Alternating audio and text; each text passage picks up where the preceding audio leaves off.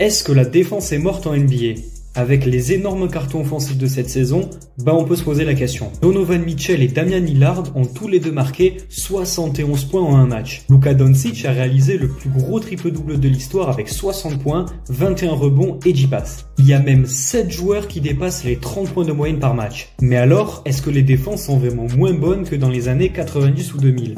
En fait, c'est plutôt l'inverse. C'est les joueurs qui sont de plus en plus indéfendables. Si on regarde les stats, le nombre de points marqués par équipe et par match ne fait qu'augmenter depuis 15 ans. On atteint cette saison les 114 points, c'est tout simplement énorme. Il faut remonter aux années 70 pour voir de tels chiffres. En fait, c'est surtout dû à deux choses. D'abord, à l'augmentation de la vitesse du jeu. Depuis quelques années, on tourne à environ 100 possessions de moyenne par équipe, contre 90 au début des années 2000 par exemple. Et donc plus de possessions, ça veut logiquement dire plus de chances de marquer des points. Mais la principale raison, c'est surtout l'explosion du tir à 3 points. Les équipes en ont aujourd'hui 35 par match, contre 20 il y a seulement 10 ans.